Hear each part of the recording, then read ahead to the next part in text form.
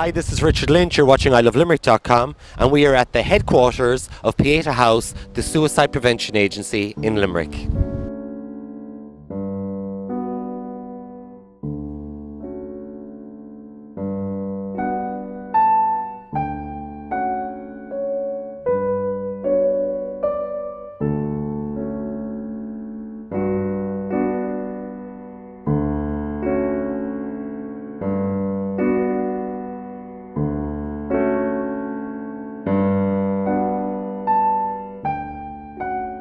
Can you tell me how Pieta House got started, please, Joan? My sister died by suicide, and that just turned my world up completely and made me, in fact what I did was, I remember every day going to the library because I didn't have the internet at home and typing in the word suicide and trying to find out what the hell happened. Why did she take her life? I mean, you can imagine the devastation that was left.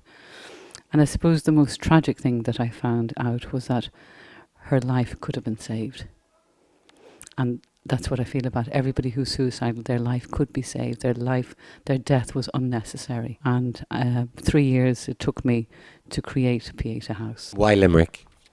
Well, we were invited. I mean, we have no right to come to any county and say, you need our service. How dare we? You know, there could be, and there are fabulous services down in Limerick.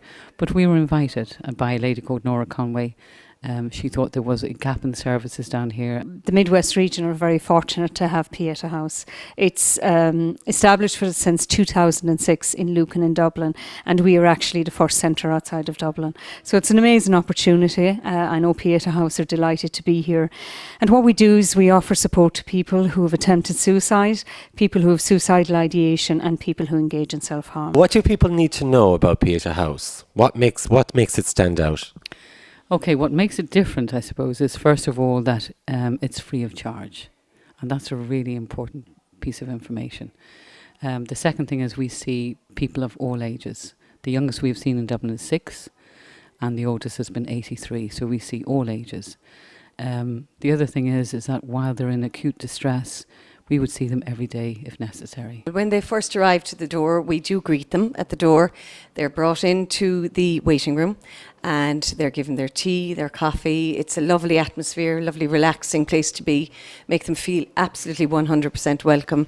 And so far we've had many people coming back time and time again. The people who work with suicidal people or people who self-harm, they have to be qualified therapists. We can't have volunteers doing that because, you know, their life is so important, you know, and we have to be really careful of how we're dealing with someone who's so vulnerable at that point. When they walk through the doors, they need to know that they're being held and supported and that anything they say stays here.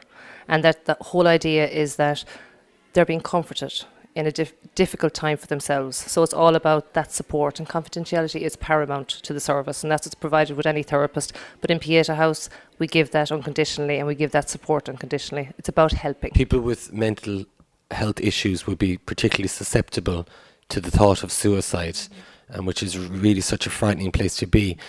How does Pieta House differ from an organisation like the Samaritans? Well, the difference between Pieta House and maybe a listening ear on the phone, I mean, first of all, organisations like the Samaritans provide a huge support. The support that over telephone support would be non-directive listening counselling. Whereas my understanding of the work that Pieta House, it uses different therapies like cognitive behavioural therapy, which uses different processes to enable people to understand what's going on for them and how to problem solve. So there's like a collaborative approach.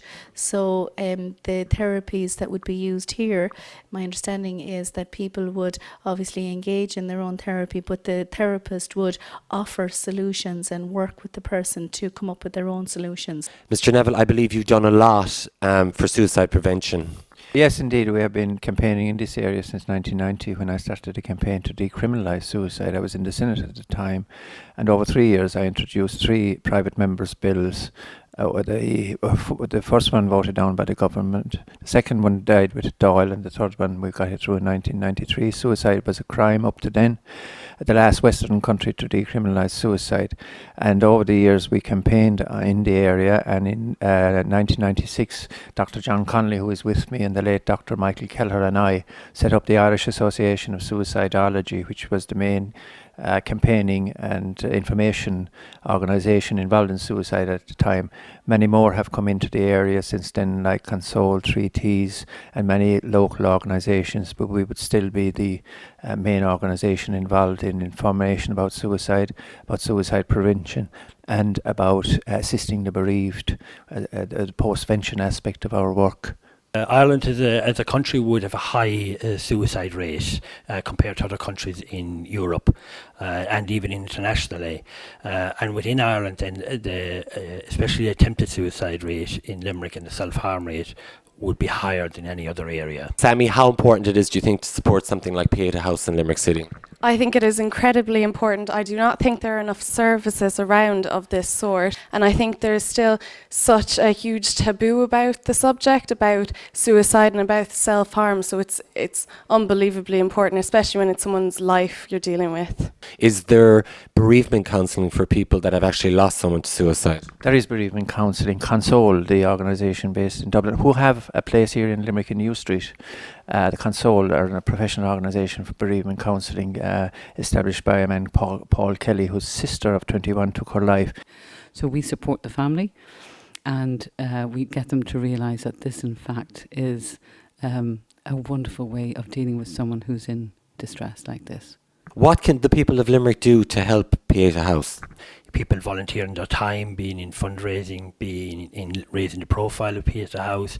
Because when a service like Pieta House comes into an area, often it does take a while to get established, and for people out there in need of support to know that it's around. We need volunteer receptionists at night time, in the evening, and at the weekend. And we also need people to form committees who might do a little bit of fundraising for us.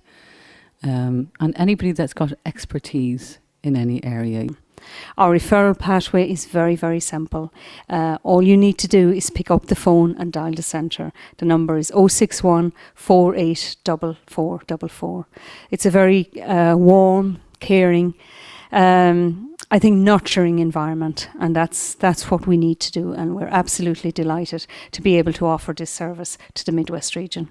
This is Richard Lynch. We're at Pieta House in Mungrid. You're watching ilovelimerick.com. We'll see you soon.